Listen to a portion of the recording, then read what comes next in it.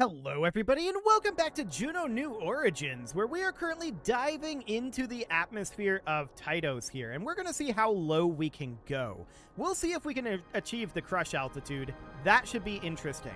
Now, one thing I wanted to point out here is that in the Discord, let me find the post here, Lawrence pointed out that we can speed up physics time warp in Juno in the settings. So if we go into the game settings here under flight, there's this slow-mo speed option and this fast-forward speed option. Now, fast-forward speed option by default is at 2x here. We can take that all the way up to 10x, although the game does throw a warning that this can cause performance problems during fast-forward, especially for very large craft. So we may have to tweak this in the future if 10x is too much, but that should be fine for now. So we should now be able to go to 10x for physics warp. Beautiful. And yeah, you can see that this is definitely going nicely. So for the time being, we're just going to continue to drop here, and the question is, are we going to get too high of a temperature? We're moving quite slowly at this point. 363 meters per second. Yeah, that's not bad. So thank you very much for pointing out the physics time warp setting option. I had no idea that existed. It's very convenient. But let's just continue to let this drop for a little bit. Remember, the crush altitude is 50 kilometers. So the question is, are we going to want to deploy chutes before we get there? Honestly, I think most of the heat that we've got built up here is just due to the ambient temperature. I don't think that's due to any real friction at this point. So let's just see how low we can go here. We're down to about 300 kilometers and continuing to drop precipitously. I think I'll deploy the chutes at around, if we are still alive, at around 70 kilometers, just to see what happens. I imagine they'll break due to stress, or just burn up immediately, but I'm curious to know what happens here. So downward we go. And we're down to about 200 kilometers at this point. Still traveling at about 260 meters per second. Overall temperature is pretty high there. We've exceeded 200 kilometers in our Atraitus deepest dive. Not bad. But as we can see here, the temperature is continuing to increase as we go deeper and deeper and deeper.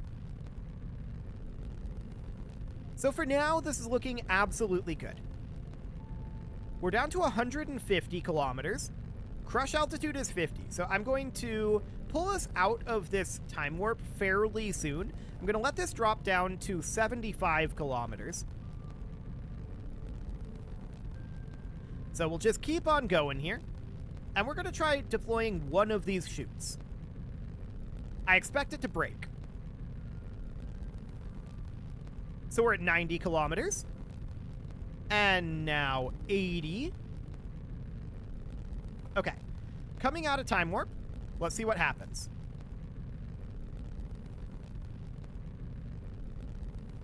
Huh. It didn't even try to deploy. It's definitely armed at this point. This must have something to do with atmospheric pressure. I wish there was a way to force these to deploy, but alas, there is not. At any rate, we're going to hit the crush altitude, it looks like. We're down to 68 kilometers at this point. Current temperature is 726.4 C, and we're not seeing any major heat warnings at this point.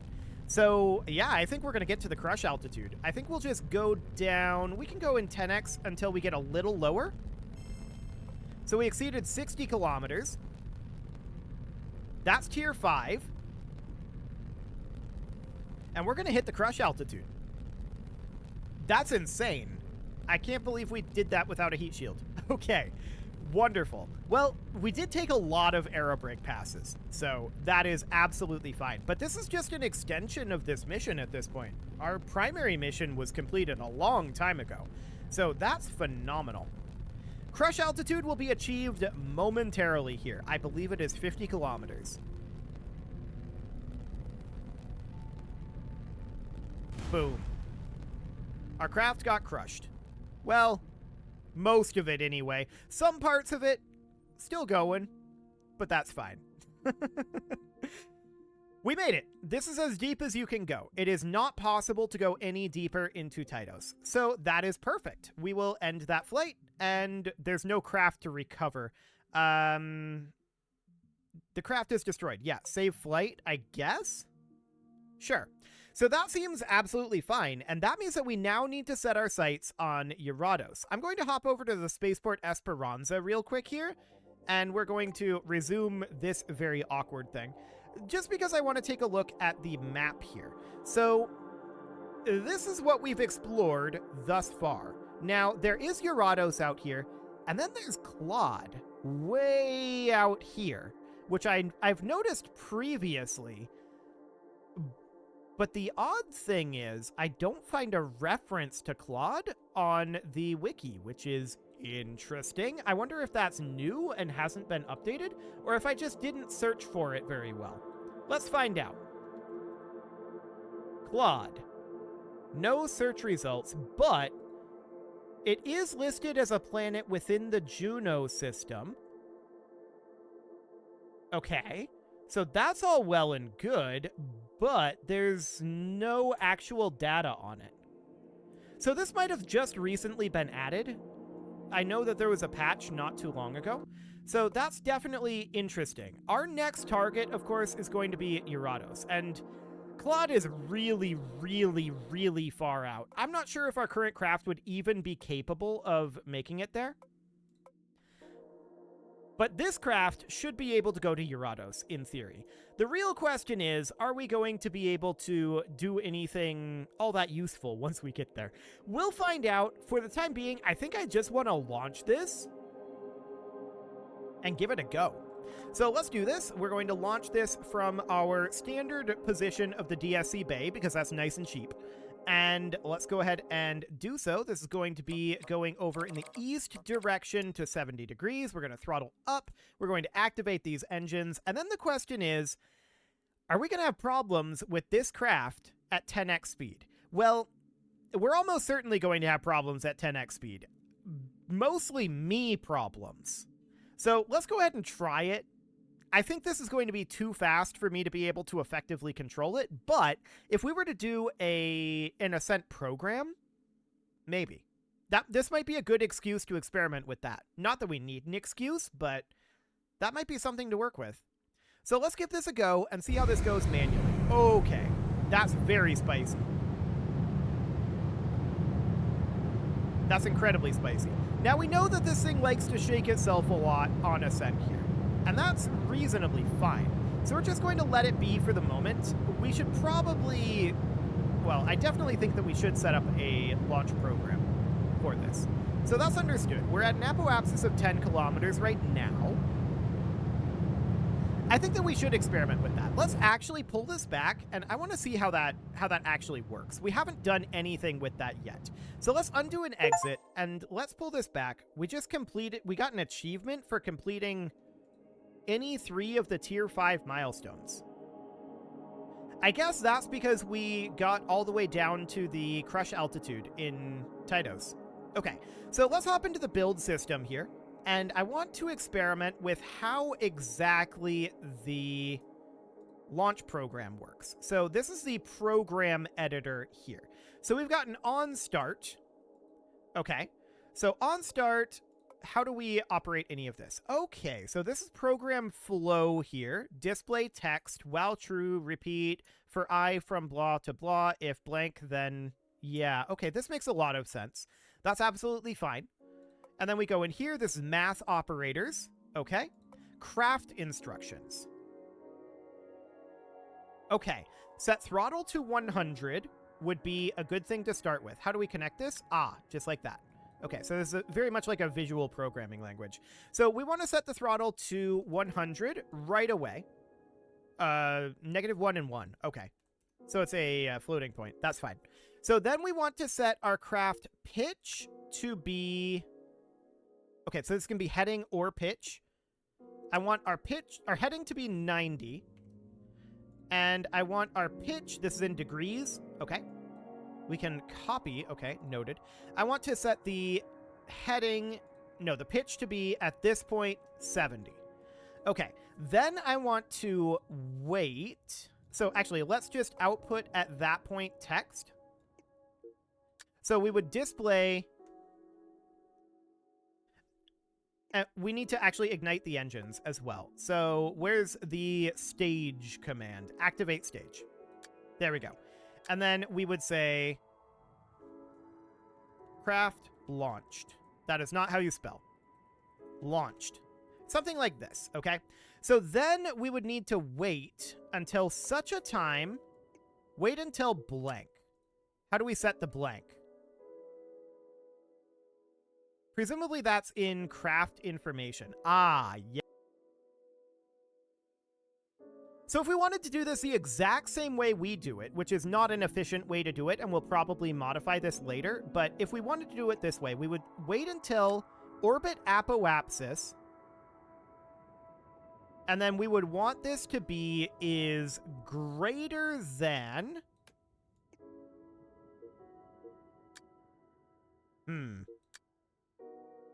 How do we set what apoapsis we want this to be? These are the mathematical operations, but these need to go into these sort of holdings there. So wait until this equals... Oh, there's a function thing. Okay, that's exciting.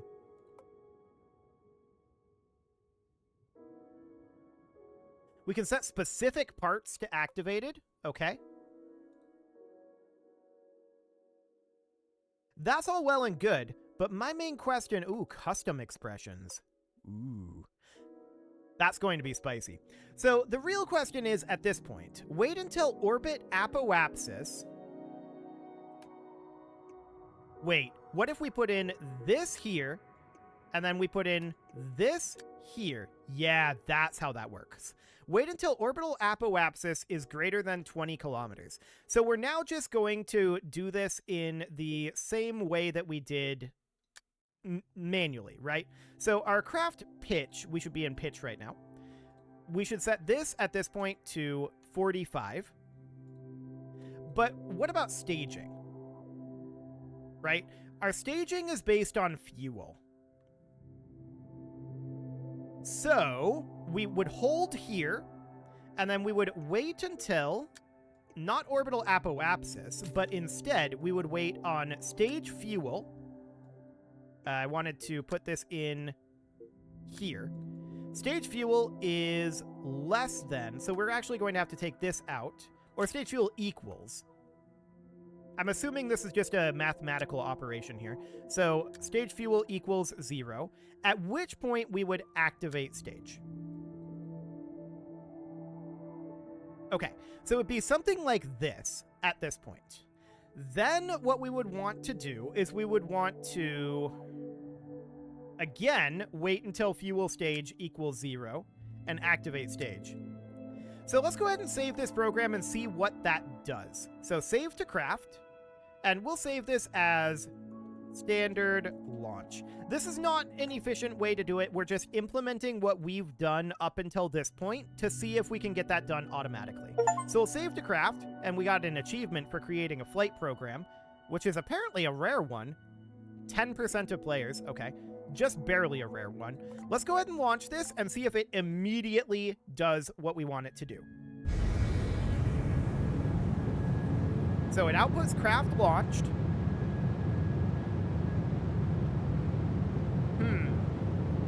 It's on 45 degrees a little sooner than it should be.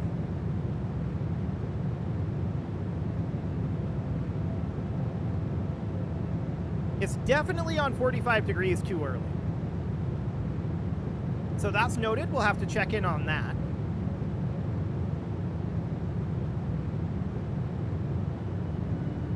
Where do we see... This is our flight log. Can we see where we are in the current program flow, I wonder? Well, for the time being, we'll just let this come on down. We're at 50% fuel right now. Ooh. We're having a bit of an attitude loss. We'll get that... Okay, there. Now everything is working a bit more normally. So we'll see if it auto stages here, or if I have to manually stage it. There's clearly some problems with our flight program, no doubt about that. We are too low at this point, but I guess we'll just hold here for the moment. What's our current apoapsis? Yeah, it's not great. It's 15 kilometers.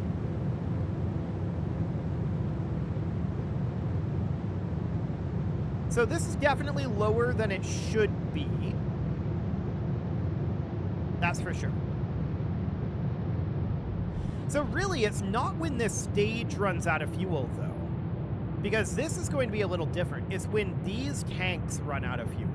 So that's something that we're going to have to be cognizant of. When a particular part, 2874, runs out of fuel, that's when we want to stage. So this is not going to stage right away here, I don't think. Correct. So it did not stage there. Let's go ahead and pull this back. There's already some definite issues with it, but I mean, this is our first time experimenting with that, so that's to be expected. So 2874, wait until fuel in... Stage, battery, mono, and all stages. I want the fuel in a particular part.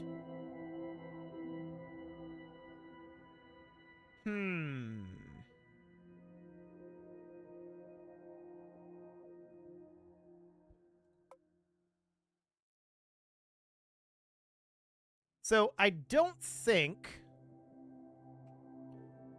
that this wait until actually worked. Wait until the orbital apoapsis is greater than 20. Oh, wait, is this in meters? Yes, it's in meters. That's why that happened. Okay, 20 kilometers. That'll make a lot more sense. Then we set the degree pitch to 45. But what we need now isn't the stage fuel, but what we need is the fuel in a particular part, part 2874. So that's going to be interesting. Let's see what we can do here. In craft information, underwater, wet mass, dry mass. I suppose we could say if the mass equals the dry mass, that would get us there. Okay, so part 2874, dry mass, and then we would need to duplicate this, and we would say part 7824 mass. So we would ditch this, and we would say, wait until part 2874's dry mass equals part 2874's mass. Like that. That should cause it to stage at the correct time. In theory. And then I would also want it to display some text here. So we would have this text be outer shell dropped. I just want some debug text here. So I don't know what part ID we have for the inner shell. We're going to need to do a very similar sort of idea here. So let's go ahead and save that program. Let's, go ahead and overwrite it. Let's save to craft. We need to grab a tank from the inner shell here, which would be like this one. So this tank is part ID what? It's the tank set ID, but we need the actual part ID. Part count 120. Yeah, that's not what I'm looking for here. So it's not telling us what the part ID is on that particular thing from here. That's weird that we can't see the part ID from this view. I would definitely expect to be able to see the part ID from here. Specifically, what we're looking for is the part ID for like one of these inner shell tanks, right? So I guess we're gonna have to put this out on the water here, and we'll just have to go this route. So let's immediately pause this. It's immediately launching, of course, but we need to check in here to see what this part ID is. 2777 is the answer. Okay, so let's pull this back. And then we can come in here. Now, this is, of course, going to be bespoke to this particular craft. If we change the parts, this might break. I want to be clear about that. So this is probably not the best way to do this, but I want to take 2777, and then we would put that here, and then duplicate that and put that here. And then we'd activate the stage. Okay, so let's see how this goes, but we should then display inner shell dropped. Like that. We'll save to craft, and let's let this activate, and let's see if this goes well. Obviously, we can genericize this once we figure out how all of this works and such a bit later on. Definitely a bit slow to start here, but, I mean, we're at a good pitch here. We're at 70 degrees. That looks fine, and I assume we're off on the east side. I think so. This is north, south, so east, west, right? Or are we on the west side? Hang on. No, we're on the east. Okay, just wanted to double check. So obviously this shaking is a bit of an issue, but this is endemic to this design. I'm not sure what causes it, but once we get up to an altitude of like 4 kilometers, it smooths out and is no longer a problem for whatever reason. It's very strange. Okay, we're actually at like 5 kilometers, but there we go. Now it smooths out. So that looks good. So we're watching the part IDs here to see that they run out of fuel, right? And it should automatically drop the outer shell at this point. And let's see if that ends up happening. Okay, we just dropped our heading down to 45. So that means that our apoapsis crossed 20 kilometers.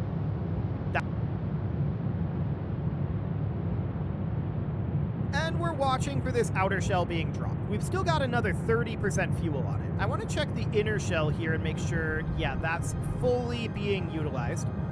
Ideal.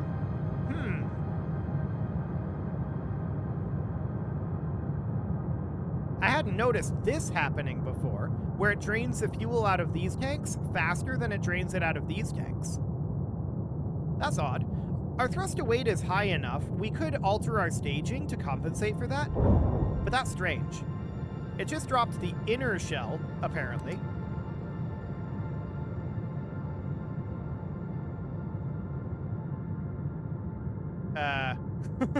It did actually drop the inner shell, but they're still here pushing.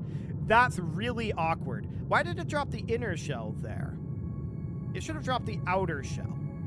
Well, I have to assume that that's something to do with part IDs. And perhaps something to do with the fact that our fuel transfer was apparently uneven. So as you can see, these are beginning to spin, and that's going to create a significant problem for us. This is overall going to be a large issue. No doubt about that. So all of those are going to go away, and we're going to lose like 40% fuel there. That's a big problem, no doubt about that. There's clearly something wacky going on with our program once we get to that point. So let's pull this back and let's take a look at what we've got going on there. So I didn't see the notification that the outer shell had been dropped. All I saw was the notification that the inner shell had been dropped. This weight is clearly working. So that's noted. Ah, dry mass equals dry mass. That's my fault. I need to switch that over to mass. Then the inner shell drops. That's why that would have appeared twice, and I'm guessing there's only one line, so it just showed us the inner shell drop. Okay, so at that case, we should be fine. I now want to set the craft pitch to 0 at this point. So that'll be fine, and then we can put this in orbit. We can then wait until apoapsis is equal to... where's the apoapsis here? Here we go. Wait until orbital apoapsis is equal to... Let's just grab this guy and put it in here. Okay. Orbital apoapsis is equal to something like 500 kilometers. I mean, at that point, we can just kind of take over from there, right? So this would just be the ascent happening. So let's go ahead and give this a go and see if this actually plays out correctly. We could run it on 10x, but I'm not confident enough in it to do that right now. I want to just keep an eye on our text outputs and just see what's going on there. Now, we do have alternate fuel draw here. So you can see this fuel is drawing faster than this fuel, which I think is strange. We could definitely designate these as tank sets, and maybe that would fix it. And I wonder if we'd be able to check the fuel level of a tank set. That might be a useful thing to be able to do. For now, though, let's just continue going. This is going to be very jittery until we get to about 5.5 kilometers of altitude, and then it smooths out. I don't know why, but whatever. It's close enough. That's quite an attitude loss there, but it doesn't really matter. And we're going to have this smooth out momentarily, so that looks good. There we go. So our apoapsis is currently about 10 kilometers. That looks fine. Let's take this right on up to an apoapsis of 20. So an apoapsis of 20 right now, and we immediately kick down to 45 degrees. Again, this is not the most efficient way to do it. We're just learning how this works by implementing what we've been doing up until this point. We'll probably look to have a little bit more realistic of a gravity turn, especially if we can figure out how to have an interpolation. That would be a really nice thing to have. I'm 100% sure we can figure out a way to do an interpolation. Okay, so we just ran out of fuel in one of these sets of tanks, right? The other set is still going, and this is a problem. We definitely don't like having all of this dead weight, but we should immediately have the outer shell drop off as soon as this is out of fuel. Right there. Outer shell dropped. Perfect. And this time, it didn't drop the inner shell. So now we're holding this position until our apoapsis reaches, well... Actually, we're just holding this position until we're out of fuel here. Is what we're doing.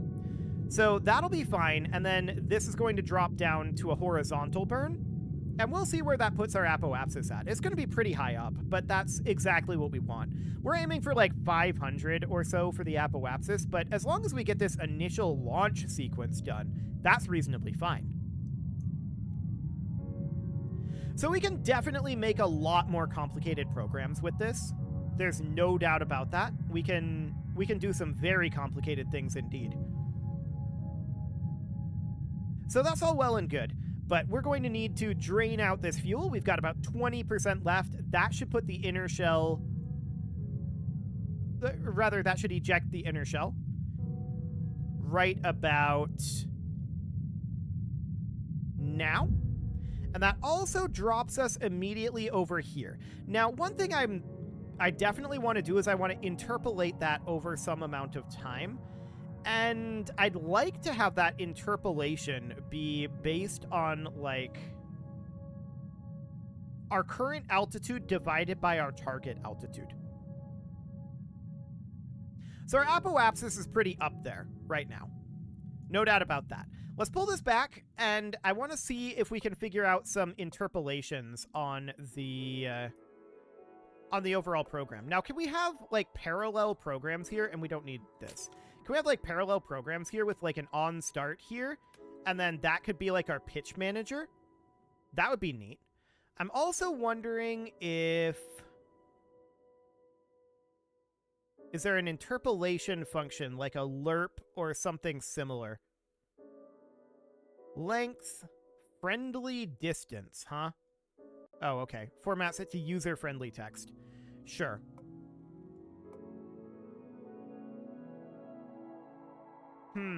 Casting rays, on-part collides, variables, lists, custom... we might have to make a custom expression for an interpolation. Or we could probably make it using the mathematical operators. So the way that I would probably do that is something like set craft heading. And I'd like this to be updated, like, constantly. So this wouldn't just be on the start, right? I'd like this to be like a update loop. So this would be kind of while true, but that wouldn't really be what we'd look for here. So this might have to be like...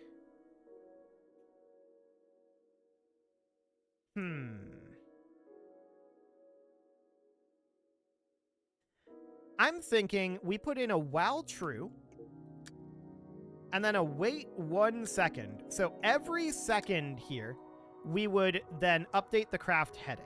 So instead of this being 90 degrees, we would have this be based on some of these operators. So this would be our current apoapsis, and we'd want this to be the orbital apoapsis divided by our target apoapsis, which at this point would be 500,000, right? So that would be that. But we'd also need to multiply this here to something. So orbital apoapsis goes here. This would go here, right? And then this would be our target heading, which should start at 90 and end at 0. So there's that. We would need to implement a linear interpolation, and I would need to remember exactly how that math works. That's going to be exciting. If it starts at 90, so when this is equal to 0, this should be equal to 90. And then when this is equal to 1, this should be equal to 0. So that's exciting. Yeah, I'm definitely going to have to look up the math for a linear interpolation. I will do that, and next episode, we will get ourselves this going. Hopefully we can have parallel programs like this going, and we can have this be like our stage manager, and then this would be like our... this would be our pitch manager. Something along those lines. At any rate, you can leave your offerings to the engagement gods in the form of likes, comments, subscribes, and bell ringings, and a very special thank you to all of the channel members for making this video possible, including ALS Gamer, Andy McGar, Dark Horse, Xenocyte, Upper Cumberland Gamers, Nick Smarty, Dimitri H, Punching the Microphone, The Lounge STL, and all the rest. And of course, you. Thank you for watching. If you'd like to support the channel, you can click the join button down below the video, and as always, I will see you all next time.